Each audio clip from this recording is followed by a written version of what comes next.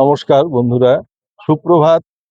আজকে খুশির ঈদ বা ঈদ উল ফিতরের অনুষ্ঠান। সমস্ত হাট বাজার অফিস কাছারি সবকিছু বন্ধ, সব দিকে নিশ্চুপ। তার মাঝখানেই সকাল সকাল উঠে এখানে মাথাভাঙা ট্রি কেয়ার ইউনিট তারা একটি কাজ করছে, বিশেষ ধরনের যে কাজটি আমি দেখানোর চেষ্টা করছি। একটু দেখাই, তারপরে ডিটেলস গুলো বলি।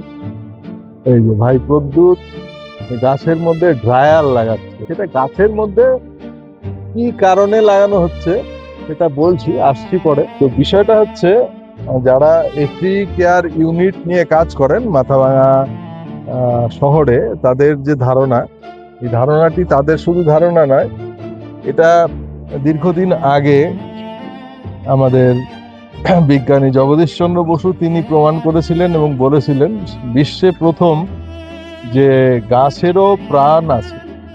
এটা আমরা শুনেছি, পুস্তকের মধ্যেই সীমাবদ্ধ থাকে আমাদের সেই গল্প কাহিনীর মতন বিষয়গুলো। আমাদের এই মুহূর্তে আমরা যদি দেখি, তাহলে সবচেয়ে সংকটে হচ্ছে গাছ এবং সবচেয়ে প্রয়োজনীয়।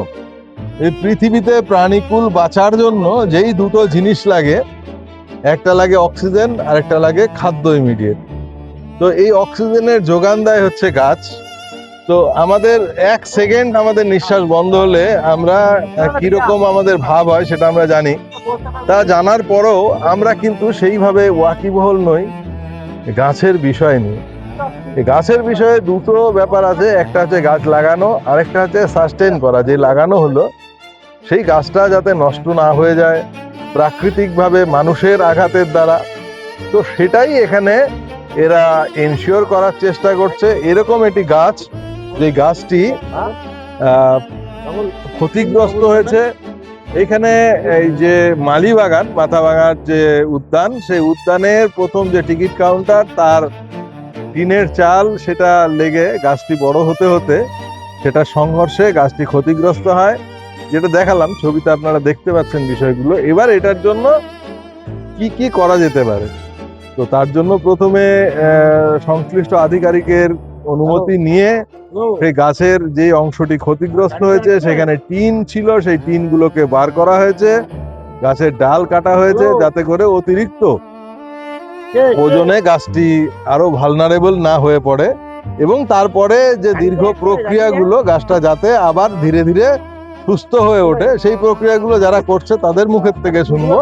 কিন্তু তারপরেও একটা কথাই আবারও বলতে হয় যে আমরা দাঁত থাকতে দাঁতের মর্ম বুঝি না। কেউ কেউ বোঝে যে দাঁত থাকতেই দাঁতের যত্ন করা উচিত। এই বিষয়টা যারা বোঝে তাদের মধ্যে এই যে এই গাছটার এইভাবে করে চিকিৎসা করে তাকে বাড়ানোর চেষ্টা করছে। এই যে এইটি ঢুকেছিল, অর্থাৎ গাছটা যখন লাগানো হয়, গাছটা তো শিশু ছিল, তো সেইভাবে ভাবনা চিন্তার মধ্যে আসেনি যে গাছটা বড় হলে কি হতে পারে। এইবার ওই যে দেখা যাচ্ছে পেছনে এই যে ঘরটি দেখা যাচ্ছে, এটা হচ্ছে টিকিট কাউন্টার, টিকিট ঘর।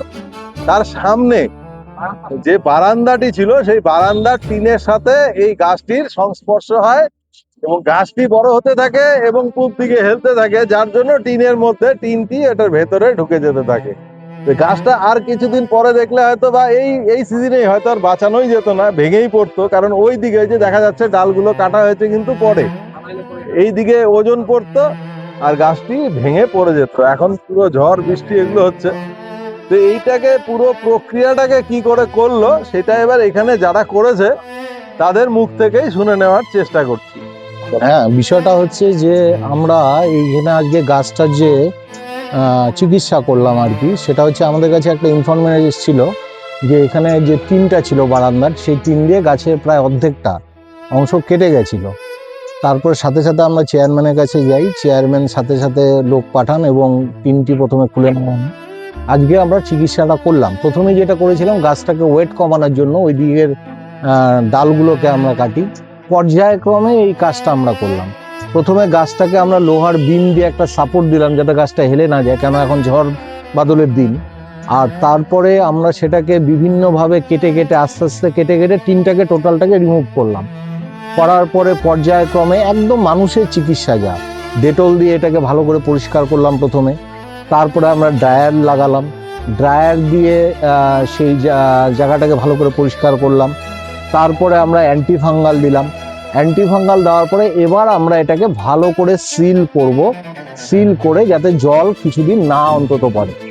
একটাই কথা বলবো যে এই একটা গাছ অন্তত 20 বছর আগের গাছ, যেখানে একটা গাছ তুলতে আমাদের এত পরিশ্রম করতে হয়, অথচ চোখের সামনে একটা গাছ যেটা নষ্ট হয়ে যেতে পারে, পড়ে যেতে পারে, সেই জায়গায় আমরা যেহেতু গাছের কাজ করি, আমাদের অর্গানাইজেশনের নাম ট্রি কেয়ার, অতএব আমাদের যখন ইনফরমেশন আমাদের কাছে এসছে আমাদেরকে করতেই হতো, এটা কোনো বিকল্প ছিল না।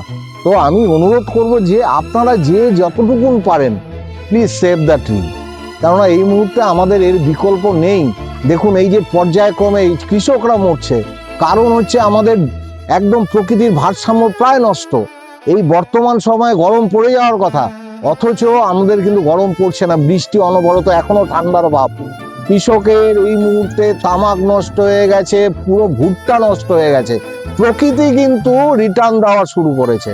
আর নিউটনের তো দ্বিতীয় সূত্র মানতেই হবে, প্রত্যেক ক্রিয়ারই সমান এবং বিপরীত প্রতিক্রিয়া আছে। আমরা কিন্তু ভাবতে হবে পৃথিবীর সবার পরের অতিথি, গাছপালা কিন্তু পৃথিবীর জন্মলগ্ন থেকে ছিল। তাই আসুন সবাই মিলে একটু ডিপলি ভাবি। আমরা বেশি কিছু করতে পারবো না, এই সংক্ষিপ্ত চেষ্টা যদি করি তাহলে একটা মনে হয় বড় কাজ করা সম্ভব। Thank you.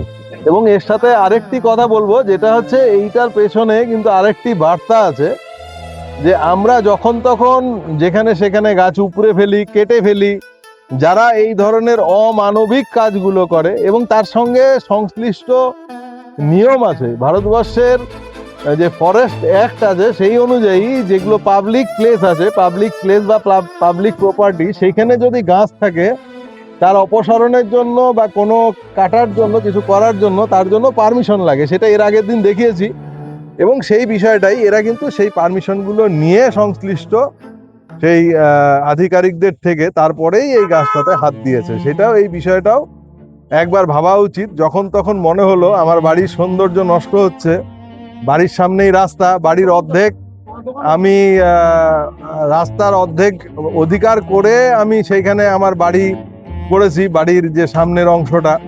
তো এই জিনিসগুলো কিন্তু ভাবার বিষয় আছে, যে আমার যখন যেমন মনে হলো সেইভাবে আমি অন্তত সিদ্ধান্ত নিতে পারি না। ওই প্রদ্যুৎরাও একটু চমকে গেছে।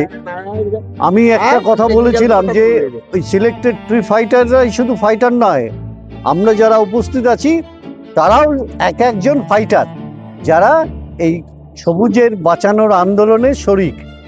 সুতরাং আমরা সকলেই ফাইটার, কিন্তু তা সেই ফাইটারের কর্মসূচি চলছে।